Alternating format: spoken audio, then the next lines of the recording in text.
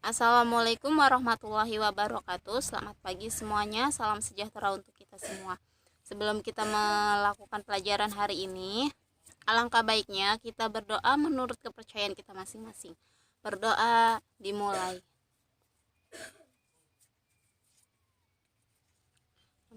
Berdoa selesai. Oke. Ini adalah bab pertama untuk kelas 11, yaitu tentang struktur dan fungsi sel. Kita bahas satu-satu ya. Sel. Apa sih itu sel? Sel itu merupakan satuan kehidupan yang terkecil atau unit terkecil yang menyusun tubuh makhluk hidup. Nah, tempat terselenggaranya fungsi kehidupan. Sel itu bisa kalian artikan ya. Sel itu apa? Sel itu merupakan suatu unit terkecil pada suatu makhluk hidup ya. Ini adalah yang dimana tentang sel.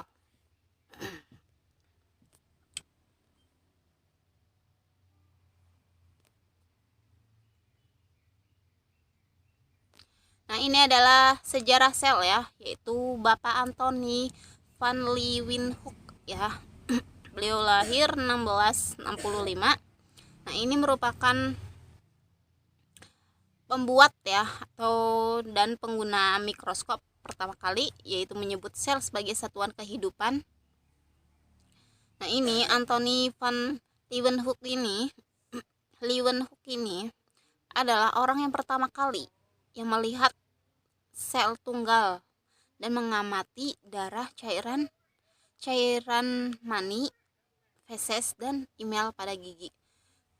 Ini merupakan suatu sejarah sel ya. Lalu selanjutnya ini masih di dalam sejarah sel. Robert Hooke, yaitu pada 1666 melihat rongga kosong pada sayatan jaringan gabus. Nah, sayatan jaringan gabus ini biasanya ada di tumbuhan. Nah, kemudian dinamakan yang namanya selula. Ini merupakan mikroskop rancangan Hooke yang digunakan untuk mengamati sel tumbuhan ya. Ini adalah penemu sel pertama, penemu mikroskop ya. Nah, ini adalah mikroskop yang ditemukan oleh yang namanya Robert Hooke. Nah, seperti ini. Kalau yang ini adalah mikroskop yang sering kita lihat ya. Ini ada mikroskop yang namanya monokuler dan binokuler. Nah, monokuler itu lensanya hanya satu, sedangkan yang binokuler ini lensanya ada dua.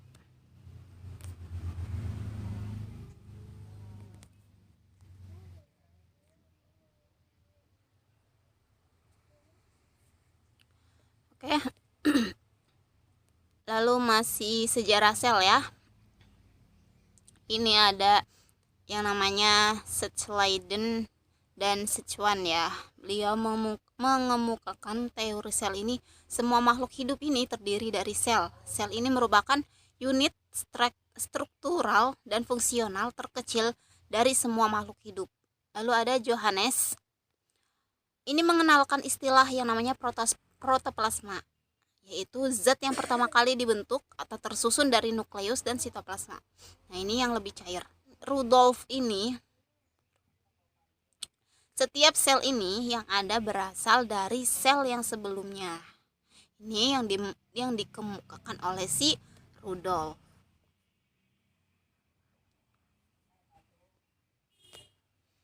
Lalu selanjutnya ini ada bagian-bagian sel. Yang pertama ada membran plasma, lalu ada sitoplasma, lalu ada nukleus, organel. Kita bahas satu-satu ya. Molekul-molekul penyusun sel. Apa sih itu molekul-molekul penyusun sel?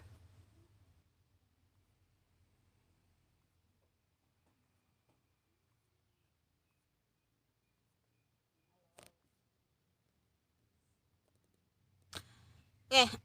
Molekul-molekul penyusun sel bisa kalian singkat ya, yang namanya kapalan. Artinya di mana K itu karbohidrat, P-nya itu protein, A-nya itu air, L-nya itu lipid, A-nya itu asam nukleus. Ini merupakan molekul-molekul penyusun sel.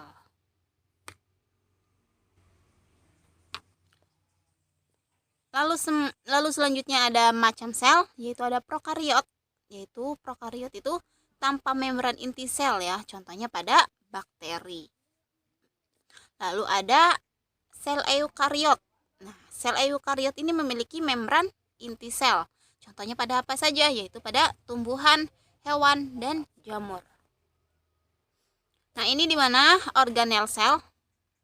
Ini biasanya pada gambar sel hewan ya. Ini ada beberapa bagian organel-organelnya. Kita akan bahas satu persatu. Nah, ini adalah persamaan sel tumbuhan dengan sel hewan. Yang pertama ini ada membran plasma. Yang kedua ada inti sel. Yang ketiga ini ada sitoplasma. Yang keempat ini ada sitoskeleton. Ada ribosom. Keenam retikulum endoplasma. Lalu ada yang 7 ini badan Golgi. Nah, retikulum endoplasma ini ada yang retikulum endoplasma kasar dan ada retikulum endoplasma halus. Lalu selanjutnya ini ada lisosom. Yang kesembilan ini ada peroksisom, dan yang ke-10 itu ada mitokondria. Lalu selanjutnya ada membran plasma. Yang pertama, fungsi dari membran plasma ini adalah melindungi bagi sel agar isi sel tidak keluar. Lalu yang kedua, mengatur pertukaran zat yang keluar masuk ke dalam sel. Lalu yang ketiga, melakukan seleksi terhadap zat yang boleh keluar dan masuk dari dalam atau luar sel atau selektif permeable. Lalu ada tersusun atas karbohidrat, protein, dan lemak. Ini adalah dari membran plasma. Nah, ini adalah gambaran membran plasma ya. Ini adalah gambaran membran plasma, di mana ada glikoprotein, yaitu mengikat molekul sel tetangga. Lalu ada kepala atau fosfat. Lalu ada ekor lipid. Lalu ada protein integral, yaitu protein yang terbenam. Lalu ada protein periferal, yaitu protein yang menempel. Ini adalah gambaran membran plasma. Lalu yang kedua ini ada inti sel. Yang pertama, mengendalikan metabolisme sel. Yang kedua, menyimpan informasi genetik berupa DNA. Ini adalah fungsi di mana inti sel ya. Lalu yang ketiga ini tempat pengandaan DNA. Lalu selanjutnya ada sitoplasma. Nah, sitoplasma ini merupakan cairan sel dalam sel. Nah, sitoplasma ini juga disebut juga dengan sitosol ya, karena mirip dengan jelly ya. Jadi di mana sitosol sama si sitoplasma ini hampir mirip ya, karena bentuknya seperti gel-gel gitu. Lalu yang ketiga ini berfungsi sebagai tempat berlangsungnya metabolisme sel. Dan yang keempat ini, di dalamnya ini terdapat yang namanya berbagai organel sel. Ini adalah fungsi di mana sitoplasma. Lalu selanjutnya ini ada sitoskeleton. Nah, sitoskeleton ini fungsinya sebagai memberi bentuk sel, lalu mengatur gerakan sel ya. Jika tidak ada sitoskeleton, tidak bisa mengatur gerakan suatu sel ya. Lalu ada berupa jaringan protein, itu ada filamen dan tubulus. Lalu selanjutnya ini yang kelima ini ada ribosom. Nah, ribosom ini merupakan butiran kecil ya pada nukleoprotein yang terbesar di sitoplasma. Lalu ada yang melekat di retikulum endoplasma RE ya, sehingga menjadikan si RE ini dinamakan RE kasar. Nah, yang tadi Ibu bilang RE itu ada dua, yaitu ada RE kasar dan RE halus. Nah, ini kalau RE kasar ini ada yang terdekat pada si melekat pada si retikulum endoplasma, yaitu ada pada si ribosom. Nah, ini ada melakukan sintesis protein. Ini adalah fungsi di mana ribosom. Lalu selanjutnya ini ada retikulum endoplasma. Nah, retikulum endoplasma ini dibagi lagi menjadi dua, yaitu ada RE kasar dan RE halus. Di mana RE kasar ini ditempeli oleh si ribosom. Nah, tujuannya ini untuk mensintesiskan protein. Sedangkan yang halus ini atau RE halus ini tidak memiliki atau tidak mempunyai ribosom. Lalu tujuannya ini untuk sintesis lemak ya. Bedanya antara RE kasar dengan RE halus. Lalu selanjutnya itu atau nomor 7 ini ada badan Golgi, di mana badan Golgi ini berbentuk yang namanya kantong pipih yang berbelok-belok ya atau berkelok-kelok. Lalu selanjutnya ini ada memodifikasi protein dengan menambahkan yang namanya oligosakarida. Lalu membentuk lisosom ya, badan Golgi adalah suatu pembentukan lisosom. Lalu selanjutnya ini ada lisosom. Nah, lisosom ini meliputi yang namanya mencerna makromolekul secara intraseluler. Apa sih itu intraseluler? Nah, intraseluler ini merupakan suatu cairan ya, suatu cairan yang berada di seluruh tubuh. Ya, itu namanya intraseluler. Lalu selanjutnya ada menghidrolisis lemak, protein, asam nukleat, dan polisakarida. Ini adalah fungsi si lisosom. Lalu selanjutnya ini ada peroksisom. Nah, peroksisom ini merupakan menghasilkan enzim oksidatif, yaitu untuk membentuk H2O2 untuk merombak lemak. Lalu menghasilkan enzim katalase untuk mengubah H2O2 menjadi H2O atau air dan oksigen. Lalu yang ke-10 ini ada mitokondria, di mana tempat terjadinya respirasi sel menghasilkan suatu energi. Nah, ini adalah perbedaan antara sel tumbuhan dan sel hewan ya. Jadi perbedaan pada sel tumbuhan dan sel hewan ini, jika pada sel hewan ini sentriolnya ini ada, sedangkan yang di tumbuhan ini tidak ada. Nah, ini perbedaannya ya. Jadi suatu perbedaan pada sel tumbuhan dan hewan. Nah, lalu yang kedua ini ada dinding sel ya. Dinding sel pada sel hewan ini tidak ada. Sedangkan pada sel tumbuhan ini ada dinding sel.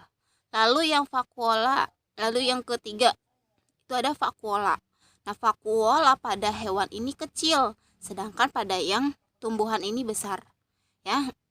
Lalu yang keempat ini ada plastida. Nah, pada sel hewan ini tidak ada, sedangkan pada sel tumbuhan ini ada. Nah, ini merupakan contoh di mana perbedaan sel tumbuhan dan sel hewan ya. Perhatikan di mana vakuola pada sel hewan dan tumbuhan. Vakuola pada sel hewan ini kecil ya. Kecil, sedangkan vakuola pada tumbuhan ini besar. Lalu selanjutnya ini yang pertama itu ada sentriol. Nah, sentriol ini di mana dia ini mengatur pembelahan sel dan pemisahan kromosom selama pembelahan sel pada hewan. Lalu yang kedua ini ada dinding sel ya. Dinding sel ini keras karena disusun oleh selulosa, pektin, glikoprotein, dan hemiselulosa. Lalu yang ketiga ini ada vakuola. Nah, vakuola ini merupakan suatu kantong ya, kantong yang berisi cairan. Pada tumbuhan ini fungsinya sebagai pengatur tekanan turgor. Lalu yang keempat ini ada plastida. Nah, plastida ini terdiri dari yang namanya kloroplas. Nah, kloroplas ini fungsinya ini untuk mengandung klorofil. Lalu yang kedua tilakoid. Nah, tilakoid ini tempat terjadinya fotosintesis.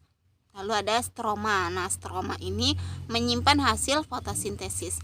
Lalu ada kromoplas. Nah, kromoplas ini suatu fungsinya ini untuk mengandung yang namanya karoten. Lalu ada leukoplas. Nah, leukoplas ini menyimpan cadangan makanan. Oke, kita sampai sini dulu ya. Nanti kita lanjut ke part 2-nya, yaitu ada transport pada membran plasma. Ya. Cukup sampai sini materi kita di bab sel. Ya. Jika ada pertanyaan nanti kita diskusikan bersama ya melalui Zoom.